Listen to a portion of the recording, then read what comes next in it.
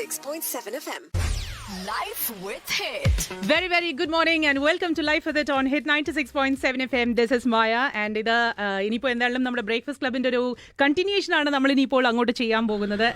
ആദ്യമായിട്ടാണ് സത്യം പറഞ്ഞു കഴിഞ്ഞാൽ എനിക്ക് എന്റെ സ്വന്തം കസിനെ എനിക്കൊന്ന് ഇന്റർവ്യൂ ചെയ്യാൻ കിട്ടുന്നത്. അല്ലെങ്കിൽ എപ്പോഴും രാവിലെയാ വരുന്നത്.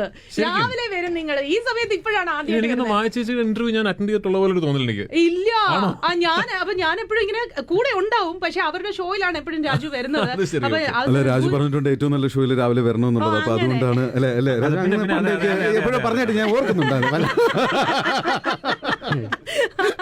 അതുപോലെ അപ്പൊ എന്തായാലും ഐശ്വര്യമായിട്ട് ഗുരുവായൂർ അമ്പലനടയിൽ എന്ന ഒരു ഷോയിന്റെ അല്ലെങ്കിൽ ഈ ഒരു മൂവിയുടെ ഭാഗമായിട്ട് തന്നെ നിങ്ങൾക്ക് ഇവിടെ എത്താൻ സാധിച്ചു. പിന്നെ Basil I am a huge fan of yours. ഞാൻ ജയ സത്യം പറഞ്ഞു കഴിഞ്ഞാൽ അത് വിപിന്റെ അടുത്തും കൂടെ പറയണം, ഞാൻ ഇങ്ങനെ റിപ്പീറ്റ് ആയിട്ട് കണ്ടുകൊണ്ടിരിക്കുന്ന ഒരു പടമാണ്. അത് ഒരു എംപവർമെന്റ് പടം. പ്രത്യേകിച്ച് ആ സിനിമയുടെ അവസാനത്തെ ഷോട്ട് കണ്ടിട്ടില്ലേ? നടന്നു പോകുമ്പോ പറങ്കിമാവിൽ ഒരു തട്ടുകെട്ട്. അല്ല, അതാണ് നമുക്ക് ചെയ്യാൻ പറ്റാത്ത കാര്യങ്ങൾ നിങ്ങൾ ആ സിനിമയിലൂടെ പലത് കാര്യങ്ങൾ ഇങ്ങനെ പ്രസന്റ് ചെയ്തു എന്നുള്ളതാണ്. അപ്പോ ഇടയ്ക്കിടയ്ക്ക് ദേഷ്യമൊക്കെ വരുന്ന സമയത്ത് സോ എന്തായാലും അപ്പം സിനിമയിലേക്ക് തന്നെ വരാം. Vipin, I would like to ask you. ഇപ്പൊ വിപിന്റെ ഞാൻ അന്താക്ഷരി കണ്ടിട്ടുണ്ട്. വളരെ ഡിഫറെന്റ് ഒരു ജോണറാണ്. അതിന് ഭയങ്കര ഡിഫറെന്റ് ആയിട്ടാണ് ജയ വന്നത്. ജയ ഒരു എംപവർമെന്റ് പടം ആണെങ്കിലും ഒരു ഫാമിലിയാണ്. അതിനകത്ത് മെയിൻ ആയിട്ടൊരു കഥയിൽ ഒരു മെയിൻ ഒരു പ്രോട്ടഗോണിസ്റ്റ് ആയിട്ട് ഒരു കുടുംബനാഥനാണ് വരുന്നത്. സോ ഈ ഒരു സിനിമയിലേക്ക് വരുമ്പോൾ ഹൗ ഡിഫറെന്റ് ഇസ് ഇറ്റ്? ആ ഒരു സിനിമയെ വെച്ച് നോക്കുമ്പോൾ ബാക്കിയുള്ള സിനിമകൾ വെച്ച് നോക്കുമ്പോൾ സിനിമ എൻ്റെ ജോണർ ഡിഫറെന്റ് തന്നെയാണ്. കാര്യം ജയ കുറച്ചുകൂടി സർക്കാസ്റ്റിക്, കുറച്ചുകൂടി റിയലിസ്റ്റിക് പരിപാടിയായിട്ടാണ് പിടിച്ചിട്ടുള്ളത്. ഇതിൽ അങ്ങനെയല്ല, ഇത് ത്രൂ ഔട്ട് ഒരു കോമഡി ഫാമിലി നമ്മളെ എൻജോയ് ചെയ്യാൻ വേണ്ടി മാത്രം കാണാൻ പറ്റുന്ന ഒരു സിനിമയായിട്ടാണ്. പ്രത്യേകിച്ച് കല്യാണം എന്ന് പറയുന്ന ഒരു ഫാക്ടർ എപ്പോഴും നമുക്ക് ഹാപ്പിനെസിന്റെ ഒരു മൂഡാണ് വീട്ടിൽ, ഫാമിലിയിൽ, അല്ലെങ്കിൽ കസിൻസ് എല്ലാവരും കൂടെ ഒക്കെ വരുമ്പോൾ. അപ്പം ആ രീതിയിൽ പാട്ട്, ഡാൻസ് ഒക്കെ ഉള്ള ഒരു രസത്തിൽ നമ്മൾ കുറച്ചു കാലമായിട്ട് കാണുന്ന നമുക്ക് ഇഷ്ടപ്പെട്ട കുറെ നടീനടന്മാരൊക്കെ അഭിനയിക്കുന്ന ഒരു പാക്കേജ് സിനിമ എന്നൊക്കെ പറയുന്ന രീതിയിൽ നമ്മൾ കുറച്ചു കാലമായിട്ട് അത് മിസ്സിംഗ് ആണ്. നമുക്ക് എല്ലാം ഒരു കോംബോ ഉള്ള സിനിമ മിസ്സിംഗ് ആണ്. അപ്പൊ ആ സാധനമാണ് നമ്മൾ അതൊരു ജോണറായിട്ട് നമ്മൾ ഡിഫൈൻ ചെയ്യുകയാണെങ്കിൽ നമ്മളത് ഇതിരിക്കും എക്സ്പ്ലോർ ചെയ്തിട്ടില്ല. ഇപ്പോഴത്തെ ഒരു ജനറേഷനിൽ ആരും എക്സ്പ്ലോർ ചെയ്യാൻ പറ്റുന്നില്ല. മെയിനായിട്ട് ഈ ആർട്ടിസ്റ്റുകളെ കിട്ടാനില്ല. പ്ലസ് ഈ പറഞ്ഞ പോലെ അതിന്റെ ഒരു കാലം കഴിഞ്ഞു എന്നൊക്കെ ഒരു പേടിയുണ്ട് എല്ലാവർക്കും. അപ്പം പല പുതിയ സാധനങ്ങൾ തേടി പോകുന്നുണ്ടല്ലോ. അപ്പൊ അതുകൊണ്ട് എന്നാ നമുക്കൊന്ന് തിരിച്ചു പോയി അതുപോലത്തെ സാധനം ചെയ്തു നോക്കാം എന്നുള്ളൊരു പ്ലാൻ. ഈ ജയ രാജു, ഇപ്പം അതിനകത്തൊരു സോഷ്യൽ പൊളിറ്റിക്കൽ ഒരു സംഭവം ഉണ്ടല്ലോ. അപ്പം വിപിൻ വന്ന് സ്വാഭാവികമായിട്ട് അങ്ങനെ ഒരു കഥ പറയുമ്പോഴത്തേക്ക് അങ്ങനെ ഒരു എലമെന്റ് ഉണ്ടാവുമോ എന്നൊക്കെ ഉള്ളത് പ്രതീക്ഷ ഉണ്ടായിരുന്നു. അതോ ഇത് കംപ്ലീറ്റ്ലി ഡിഫറെന്റ് ആയിട്ടുള്ള ഒരു സിനിമയായിട്ടാണ് രാജുവിനത് കൺസീവ് ചെയ്യാനായിട്ട് മനസ്സിൽ വന്നത്? വിപിൻ ആദ്യമായിട്ട് നമ്മൾ ഒരുമിച്ചൊരു സിനിമ എന്നൊരു ആശയം പിറക്കുമ്പോൾ ആക്ച്വലി ഇതായിരുന്നില്ല സബ്ജക്ട്, മറ്റൊരു കഥയാണ് ചിന്തിച്ചിരുന്നത്. അപ്പൊ തന്നെ എനിക്കറിയാം അങ്ങനെ ജയ പോലത്തെ സിനിമകളല്ല വിപിൻ എല്ലാം ചെയ്യുന്നത്. അതിന്റെ കഴിഞ്ഞ സിനിമകളായിരുന്നല്ലോ. പിന്നെ ഈ കഥ എന്റെ അടുത്ത് വരുമ്പോൾ ആദ്യം തന്നെ സംവിധായകൻ വിപിൻ ആയിരുന്നില്ല. അപ്പൊ അതുകൊണ്ട് തന്നെ ഇതൊരു വിപിൻ കൊണ്ടുവന്നൊരു കഥയോ അല്ലെങ്കിൽ വിപിൻ ആദ്യം ചെയ്യാനിരുന്ന ഒരു സിനിമ, ഞാൻ എന്നെ ഒരുമിച്ച് ചെയ്യുന്നൊരു സിനിമയല്ലത്. പക്ഷെ ഈ സിനിമയിൽ അങ്ങനെ സോഷ്യോ പൊളിറ്റിക്കൽ മെസ്സേജിങ് ഒന്നും ഇല്ല. ഇത് അതൊന്നും പ്രതീക്ഷിച്ചു പോകരുത്. ഇത് ഈ പറയുന്ന പോലെ ഒരു എക്സ്ട്രീംലി ലൈറ്റ് ഹാർട്ടഡ് പക്ഷെ എന്നാൽ ഭയങ്കര എൻഗേജിങ് ആയിട്ടുള്ള ഒരു എന്റർടൈനർ മാത്രമാണ്. ഇതിന്റെ പ്ലോട്ടിന്റെ ഒരു കോർ പോയിന്റ് ഉണ്ട്. ഈ വിനുവും ആനന്ദിനും എന്ന് പറയുന്ന രണ്ട് ക്യാരക്ടേഴ്സിന് ഇടയിലുള്ള ഒരു കോർ പ്ലോട്ട് പോയിന്റ് ഉണ്ട്. അതെനിക്ക് ഞാൻ അറ്റ്ലീസ്റ്റ് ഇതിനു മുമ്പ് കേട്ടിട്ടില്ലാത്ത, മറ്റു സിനിമകളിലൊന്നും കണ്ടിട്ടില്ലാത്ത ഒരു സാധനമുണ്ട്. ഓഫ്കോഴ്സ് ആ ഒരു സാധനം വെച്ചൊരു സിനിമ ഉണ്ടാക്കാൻ പറ്റില്ല. അതിൽ നിന്ന് ഉണ്ടാകുന്ന ഒരുപാട് നെറേറ്റീവ്സും ചെറിയ ചെറിയ കഥയ്ക്കുള്ളിലെ കഥകൾ, അത് ഇൻ ബിറ്റ്വീൻ നിങ്ങളുടെ ക്യാരക്ടേഴ്സിനുള്ള ഇമോഷൻ കോർ റിലേറ്റഡ് അങ്ങനെയാണോ? അത് ഞാനിപ്പോ പറഞ്ഞ പക്ഷെ അവിടെ നിന്ന് ഈ സിനിമ ഡെവലപ്പ് ചെയ്തൊരു രീതി എനിക്ക് ഭയങ്കര രസമായിട്ട് തോന്നി. ആൻഡ് ഓഫ് കോഴ്സ് അത് ഞാൻ ആദ്യം ഈ സ്ക്രിപ്റ്റ് കേട്ടപ്പോൾ ഉണ്ടായിരുന്ന ഒരു വേർഷനിൽ നിന്നും ഒരുപാട് ഇതിനെ വിപിന്റെ ഒരു വേർഷൻ ആക്കിയിട്ടുണ്ട്. ഓഫ് കോഴ്സ് ദീപു വളരെ ടാലന്റഡ് റൈറ്റർ ആണ്. പക്ഷെ വിപിന്റെ ഒരു ഇച്ചിരി ക്വാക്കിയാണ് ആള്. ഇങ്ങനെ കാണുന്ന പോലെ അത്ര പാവമോ മാന്യമോ അല്ല. അപ്പൊ വിപിന്റെ ഒരു ക്വാക്കിനെസ് ഇതിന്റെ ഒരു നരേറ്റീവിൽ കൊണ്ടുവന്നപ്പോൾ എനിക്കത് ഭയങ്കര രസമായിട്ട് തോന്നി. പിന്നെ ഏറ്റവും ആക്ച്വലി കംപ്ലീറ്റ് സാധനം എനിക്ക് വർക്കിംഗ് ആയി തോന്നിയത് ഇൻ ഓൾ ഓണസ്റ്റി ഈ കാസ്റ്റിംഗ് പറഞ്ഞപ്പോഴാണ്. ആനന്ദനായിട്ട് രാജുവും വിനുവായിട്ട് ബേസിലും. അത് ഞാൻ ചിന്തിച്ചിരുന്നില്ല.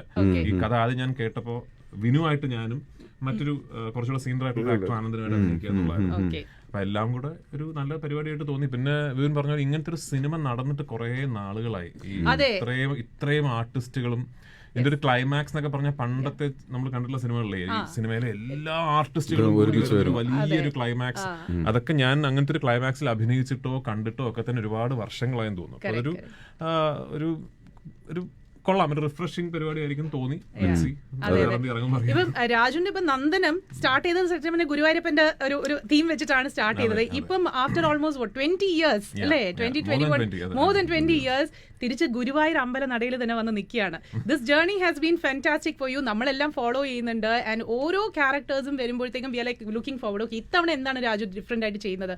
ആൻഡ് ഓൾസോ ലാസ്റ്റ് ഞാൻ കണ്ടത് ഓഫ് കോഴ്സ് ഗോട്ട് ലൈഫാണ്, ആടുജീവിതമാണ്. ആടുജീവിതത്തിൽ ഞാൻ പേഴ്സണലി കാണുമ്പോൾ ഞാനൊരു പ്രേക്ഷക, and of course as your sister I am looking at it and I am thinking ഒരു ആർട്ടിസ്റ്റിന് ഓക്കെ നമുക്ക് പാഷൻ ഉണ്ട്, ഫയർ ഉണ്ട്, എല്ലാം ഉണ്ട്, but what can you give to the art എന്നുള്ളത് you set a benchmark, you know really ഒരു milestone ആയിരുന്നു അത്. Actual benchmark set by Blessy.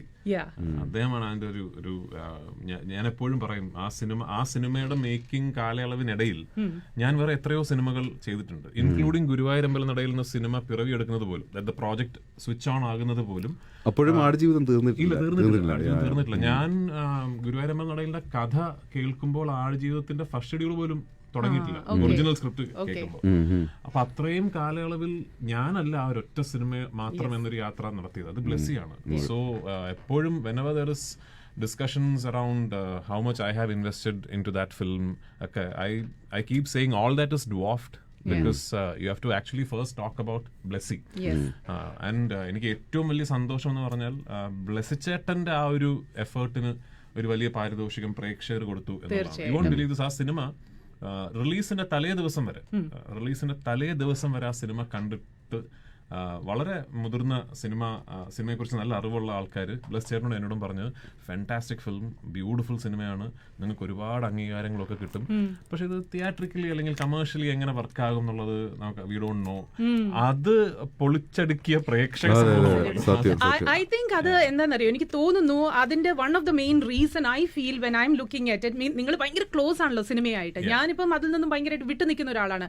എനിക്ക് കാണുമ്പോൾ എനിക്ക് തോന്നിയത് അത് രാജു അതുപോലെ ബ്ലെസ്സിയോടുള്ള ഒരു സ്നേഹമാണത് കാണുന്നത്. ബിക്കോസ് നിങ്ങളുടെ രണ്ടുപേരുടെയും ആ യാത്ര, ഇൻഫാക്ട് നിങ്ങളുടെ ഹോൾ ക്രൂവിന്റെ ഒരു യാത്ര കറക്റ്റ് ആയിട്ട് ആ സിനിമയിൽ മൊത്തത്തിൽ നമുക്ക് കാണാൻ പറ്റുന്നുണ്ട്. So I think it is the love that the people have given both of you. I hope so. Anyway, I am very happy for Blessy, and also എനിക്ക് തോന്നുന്നത് I hope it also serves as an inspiration. നാളെ ഇത്തരമൊരു cinema ചെയ്യാൻ, ഇങ്ങനെ ഒരു ക്യാൻവാസിൽ ഇത്തരം ഒരു സിനിമ ചെയ്യാൻ ഒരാൾ തയ്യാറെടുക്കുമ്പോൾ അയ്യോ അതൊരു മെയിൻ സ്ട്രീം സിനിമയുടെ ഭാഷ ഇല്ലല്ലോ, അപ്പൊ അത് വർക്ക് ആകുമോ എന്നുള്ളൊക്കെ ചിന്തകൾക്ക് ഇതൊരു ഉദാഹരണമായിട്ടാണ് നിൽക്കട്ടെ എന്ന് ഞാൻ ആശംസിക്കുന്നു, ആഗ്രഹിക്കുന്നു.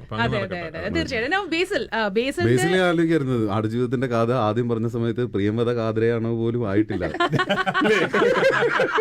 സിനിമയെ പോലെ ഞാൻ അതെ. അപ്പൊ ബേസിലിനോട് ചോദിക്കാനുള്ള ആക്ച്വലി അതാണ് ക്വസ്റ്റ്യൻ. അതായത് ഇവര് ഓൾറെഡി തന്നെ ഒരു സിനിമ, ഇത്രയും വലിയൊരു സിനിമയുടെ ഒരു ഭാഗമായി ഇത്രയും സീനിയർ ആയിട്ടുള്ള ആൾക്കാരാണ്. ഇത് കഴിഞ്ഞ് ഇപ്പൊ ബേസിൽ അവരുടെ കൂടെയാണ് എന്താ പറയാ ഓൾമോസ്റ്റ് ഒരേപോലെ തന്നെ നിൽക്കുന്നത്. You directed a movie, assistant director ആയിരുന്നു, പിന്നെ അത് കഴിഞ്ഞിട്ട് സിനിമയിൽ ഒരുപാട് അഭിനയിച്ചു, ജനപ്രിയ നായകനായി. അപ്പോ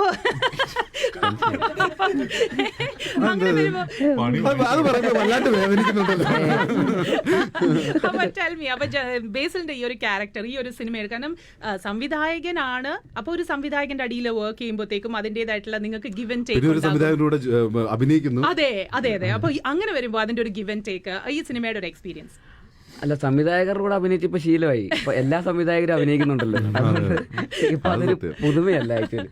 ഇപ്പൊ ആദ്യം മുതലാണെങ്കിൽ ജോണി ചേട്ടനുണ്ട്, ദിലീഷ് പോത്തനുണ്ട്, വിനീത് ശ്രീനിവാസനുണ്ട്, ധ്യാൻ ശ്രീനിവാസനുണ്ട്, എല്ലാവരും സംവിധായകരാണ്. ഇപ്പൊ മെയിൻ സ്ട്രീം ആക്ടേഴ്സ് എല്ലാം സംവിധായകരാണെന്നാണ് എനിക്ക് തോന്നുന്നത്.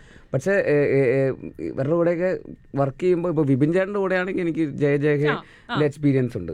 ആ ജയജയയുടെ കഥ പറയുമ്പോൾ വിപിൻ ചേട്ടൻ ആ ഷൂട്ടിംഗ് സെറ്റിൽ വിപിൻ ചേട്ടൻ അതിനെ ലിഫ്റ്റ് ചെയ്യുന്നത് എനിക്ക് ഭയങ്കരമായിട്ട്. അപ്പോൾ അതുകൊണ്ട് ഗുരുവായൂരമ്പലം നടയിലേക്ക് വരുമ്പോൾ വിപിൻ ചേട്ടനെ ട്രസ്റ്റ് ചെയ്തിട്ട് വരിക എന്നുള്ളത് തന്നെയാണ്. അപ്പോൾ സെറ്റിൽ വരുമ്പോഴും നേരത്തെ രാജുവേട്ടൻ പറഞ്ഞ പോലെ നമ്മൾ ഇതിൻ്റെ മുമ്പത്തെ സീൻ എന്താ, അടുത്ത സീൻ എന്തോ ഒന്നും അറിയുന്നില്ല, ഇതിപ്പോൾ എന്താ ചെയ്യേണ്ടത്, ചെയ്യുന്നു. അപ്പോൾ അഭിനയിക്കുമ്പോൾ ഇച്ചിരി കുറച്ചുകൂടെ മീറ്റർ അപ്പ് ചെയ്യണം, കുറച്ചുകൂടെ മീറ്റർ അങ്ങോട്ട് ഇച്ചിരി കൂട്ടിക്കോ, അപ്പോൾ എനിക്ക് വേണോ, ഇല്ല ഓക്കെ ആണ്, അപ്പോൾ ഓക്കെ ശരി എന്നാൽ ചെയ്യാം. അതിപ്പോൾ ട്രസ്റ്റ് ഇല്ലാത്ത ഒരു ഡയറക്ടറാണെങ്കിൽ നമുക്ക് പേടിയുണ്ടാവും, ഈശ്വര ഇത് ഓവറായി പോകുമോ എന്നുള്ളത്. പക്ഷേ നമുക്ക് വിശ്വാസമാണ്, പുള്ളി പറയുന്നുണ്ടെങ്കിൽ ഓക്കെ, പുള്ളിയുടെ മനസ്സിലുണ്ടാവുമല്ലോ മീറ്റർ. അപ്പോൾ അങ്ങനെയായിരുന്നു. അപ്പോൾ നമ്മളപ്പോൾ ഭയങ്കര റിലാക്സ്ഡ് ആയിട്ടായിരുന്നു. കാരണം നമുക്ക് അങ്ങനെ ഒരു സെറ്റിൽ വന്നിരിക്കുമ്പോൾ നമുക്ക് വേറെ പ്രഷറൊന്നുമില്ല. എന്തൊക്കെയാണ് അവിടെ നടക്കുന്നത്, ഇതൊക്കെ ഓക്കെ ആണോ, ഇങ്ങനെ എടുക്കുന്നതൊക്കെ ശരിയാണോ എന്ന് നോക്കേണ്ട കാര്യമില്ല. വരുന്നു, അഭിനയിക്കുന്നു, കട്ട് പറയുമ്പോൾ പോയി റിലാക്സ് ചെയ്യുന്നു, ചില്ല് ചെയ്യുന്നു, വർത്താനമൊക്കെ പറഞ്ഞ് ഇങ്ങനെ ഇരിക്കുന്നു. വൈകുന്നേരം ക്രിക്കറ്റ് കളിക്കാൻ പോകുന്നു, എല്ലാ ദിവസവും ടർഫിൽ ക്രിക്കറ്റ് കളിക്കാൻ പോകും. പോകുന്ന സെറ്റിലെല്ലാം ഇപ്പൊ ക്രിക്കറ്റ് കളി ഉണ്ട്. സഞ്ജു സാംസണെ വരെ വിളിച്ച് കളിപ്പിക്കുന്നു. അങ്ങനെയൊക്കെയാ. അത് കഴിഞ്ഞ ജയജയുടെ സമയത്ത് പോരിഞ്ഞ അടിയായി ഞങ്ങൾ. വിപിൻ ചേട്ടനാണ് അപ്പത്തെ ടീമിൽ. രാജുവിനോട് കളിച്ചിട്ട് രാജു ആടുജീവിതത്തിന്റെ സമയത്ത് സമയം കിട്ടിയില്ല. ഞാൻ അൺഫോർച്ചുനേറ്റ്ലി ഈ സിനിമയുടെ ഷൂട്ടിംഗ് സമയത്ത് ഞാൻ ആ നീ സർജറിയിൽ നിന്ന് റിക്കവർ ചെയ്യായിരുന്നു. ആ സമയത്ത് എനിക്ക് ക്രിക്കറ്റ് കളിക്കാൻ പോകാൻ പറ്റില്ല. അടുത്ത പടത്തിൽ എന്നെ അഭിനയിപ്പിച്ചില്ലെങ്കിലും ക്രിക്കറ്റ് കളിക്കാൻ. വിപിൻ ഭയങ്കര കള്ളക്കളിയാ ക്രിക്കറ്റ് കളിക്കാൻ. അപ്പൊ പിടിച്ചു വെക്കാൻ സഞ്ജു സാംസൺ ഇറക്കേണ്ട വന്നു.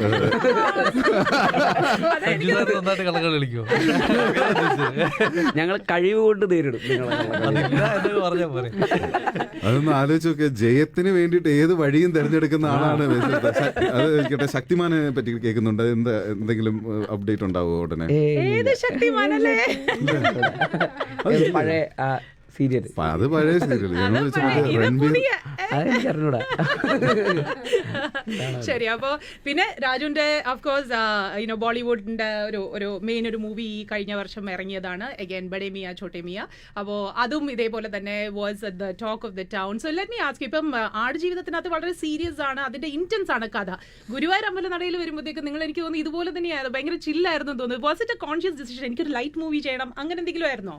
അല്ലല്ല, ഞാൻ ആടുജീവിതം കഴിഞ്ഞിട്ടൊരു ലൈറ്റ് മൂവി, എന്നാൽ ഗുരുവായൂർ അങ്ങനെ അല്ല. ഇത് ഈ സിനിമകളുടെ ഓർഡർ ഒക്കെ ആക്ച്വലി നമ്മൾ ഒറിജിനലി പ്ലാൻ ചെയ്യുന്ന പോലൊന്നും അല്ല. റിലീസിന് പോലെ അല്ല നിങ്ങളുടെ ഡിസ്കഷൻസും കാര്യങ്ങളും ഒക്കെ നടക്കുന്നത്. ഈ സിനിമ ഞാൻ ഈ കഥ കേട്ട് ചെയ്യാമെന്ന് സമ്മതിക്കുമ്പോൾ ഇതിങ്ങനെ കൃത്യം ആടുജീവിതത്തിന്റെ ഷൂട്ടിംഗ് കഴിഞ്ഞിട്ടായിരിക്കും ഇതിലേക്ക് വരിക എന്നൊന്നും അന്ന് കൃത്യമായിട്ട് അറിയില്ലായിരുന്നല്ലോ. പക്ഷെ having said that I am very glad. കാരണം ആടുജീവിതവും സലാറും ഒക്കെ കഴിഞ്ഞിട്ടാണ് ഞാൻ ഈ സിനിമ ചെയ്യുന്നത്.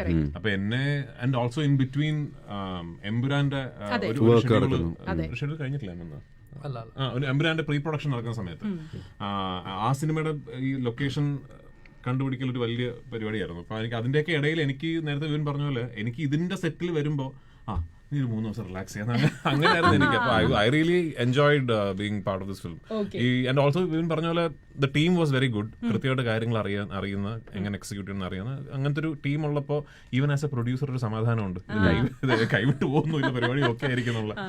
അപ്പൊ അത് എനിക്കൊരു ഫൺ ട്രിപ്പ് ആയിരുന്നു. ശരി. അപ്പൊ ഇന്നത്തെ ദിവസത്തിനൊരു പ്രത്യേകതയുണ്ട്. ഇന്ന് അക്ഷയ തൃതീയയാണ്. അപ്പൊ നമ്മുടെ സ്റ്റുഡിയോയിലേക്ക് കയറി വന്നിരിക്കുന്ന ഐശ്വര്യം നിങ്ങൾ 3 പേരുമാണ്. അപ്പൊ നമ്മുടെ 20 വർഷം എന്നുള്ള ഇനി അടുത്തൊരു 20-40 വർഷം ഇങ്ങനെ പോണം. വളരെ സേഫ് ആയിട്ട് നിങ്ങളുടെ പെടലേക്ക് വെച്ച് കെട്ടിയിട്ടുണ്ട്. ഇവിടെ തൊട്ട് അങ്ങോട്ടുള്ള നല്ല സമയമാണോ അല്ലയോ എന്നുള്ളത്. മലയാളം ഇൻഡസ്ട്രി ആണല്ലോ. വണ്ടിയുടെ ടയർ ഏതായാലും ഇന്ന് വൈകുന്നേരം ഇവരെല്ലാവരും ഫുൾ ടീം എത്തുന്നുണ്ട്. സിറ്റി വാക്കിലാണ് എത്തുന്നത്. റോക്സി സിനിമാസിന് മുമ്പിൽ ഇന്ന് ഇതിന്റെ ട്രെയിലർ ലോഞ്ച് നടക്കുന്ന ദിവസമാണ്. മാത്രമല്ല നമുക്ക് ഒരു വലിയ സന്തോഷമുള്ളതെന്ന് വെച്ച് കഴിഞ്ഞാൽ ദുബായിൽ വെച്ച് UAE വെച്ചിട്ടാണ് ഇത് നടക്കുന്നത്. അപ്പോൾ യൂട്യൂബിലൊക്കെ വരുന്നതിന് മുമ്പേ തന്നെ നമുക്കത് കാണാനായിട്ട് സാധിക്കും അല്ലേ? അങ്ങനെയല്ലേ? അങ്ങനെ തന്നെ. ഓക്കെ, അപ്പോൾ ഓൾ ദി ബെസ്റ്റ്. ഗുരുവായൂർ അമ്പലനടയിൽ തീർച്ചയായിട്ടും ഒരു വലിയ വിജയമായിട്ട് മാറട്ടെ. നിങ്ങൾക്ക് എല്ലാവിധ ആശംസകളും. അപ്പോൾ congratulations for the journey so far. ഇനിയും അങ്ങോട്ട് അടിപൊളിയായിരിക്കട്ടെ വിപിൻ. അപ്പോൾ ഇതും ഒരു സൂപ്പർ ഹിറ്റ് ആകട്ടെ. Raju, again wishing you all the best. ശക്തിമാനെ കുറിച്ചുള്ള അപ്ഡേറ്റ് കൊടുത്തതൊന്നും കിട്ടിയില്ല, അതുകൊണ്ട് തന്നെ ഞാൻ എമ്പുരാനെ പറ്റി ചോദിക്കാത്തത്. കാരണം അതൊന്നും കിട്ടില്ല. മിന്നൽ മുരളി 2 അതൊക്കെ ഉണ്ടാവും. നല്ല മിന്നൽ വരണം, എന്നാല് പഴയ മിന്നൽ പിടിക്കുന്നില്ല. ചിലപ്പോ അങ്ങനെ ആയിരിക്കില്ല. ശക്തിമാനും മിന്നൽ മുരളിയുടെയും ഒരു അമാൽഗമേഷൻ ആയിരിക്കും ചിലപ്പോ. പുതിയ കഥകളൊക്കെ വരും. അതെനിക്ക് ഭയങ്കര ആഗ്രഹമുണ്ട്. കാരണം ടോവിയും ബേസിലും കൂടെ രൺവീറിന്റെ അടുത്ത് ഹിന്ദി സംസാരിക്കുന്ന കേൾക്കാൻ വേണ്ടിയാണ്.